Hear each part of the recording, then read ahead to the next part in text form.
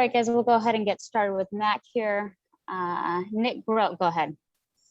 Yeah, Ryan, Buddy was mentioning that I think he was exaggerating maybe just a touch, but he's never seen a game with so many hard fastballs.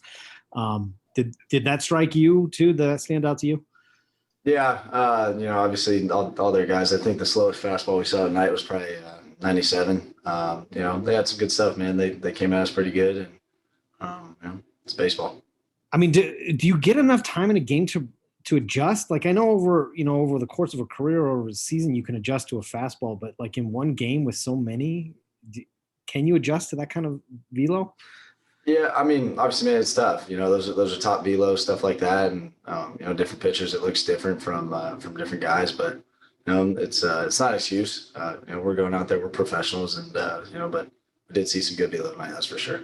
Yeah, that's cool. And then, can you talk about your home run? How did you approach that at bat, and then how did you approach DeGroom just in general? Yeah, I was just trying to get him in the zone. Get him in the central part of the zone. Obviously, we know his pedigree. We know who he is. He's got an amazing repertoire. He's the best in the game. So I was just I was trying to put a short stroke on it and just get a good pitch to hit. Cool. Thanks, dude. Larry Patrick. Yes, Ryan, when you go up against a guy like DeGroom, are you looking for one particular pitch and saying when you see it, you better hit it? Yeah, I think that's the thing to do. For me personally, trying to get him up, not too up, not all the way to the top of the zone, just to give me a chance on the fastball and possibly a slider if he leaves one in the zone or change up or something like that. But, I think being really picky against a guy like that is the only thing you can do. And if he makes his pitches, you're probably going to be out anyway. So you just tip your cap and walk back to the dugout. How'd you feel about having Kyle back out there tonight? It was great, man. I love playing behind Kyle. He's a bulldog out there. He's always going to give his best effort. So it's good to get him back. Excited to have him moving forward.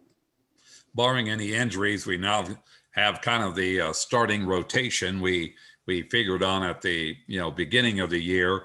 We're about a third of the way through the season right now, and of course, fourth place and kind of far from third right now. What do you feel the offense is going to have to do to start clicking to go along with the pitching if you have hopes of moving up in the standings?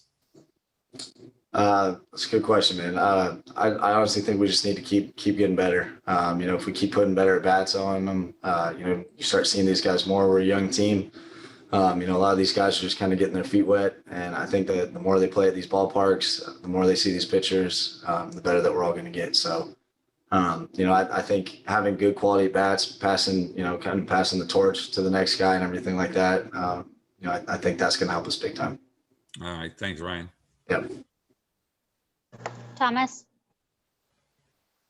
Brian, when you're going against someone like DeGroom, obviously you respect the pitches and what he's done, but when you step into the box, do you sometimes have to say, okay, this is a pitcher who throws this, and kind of try to forget the name in the Cy Young Awards? Yeah, 100%, man. Well, obviously you respect him, but you don't just roll over and play dead for him. We're competitors too, and we want to go out there and we're going to play him as hard as we can too. Some of the things that we saw at home with you kind of staying open enough in the batter's box and not spreading out, it seemed like it showed up on that home run. Do you feel like, hey, that's just a little bit more positive reinforcement for what you're trying to do?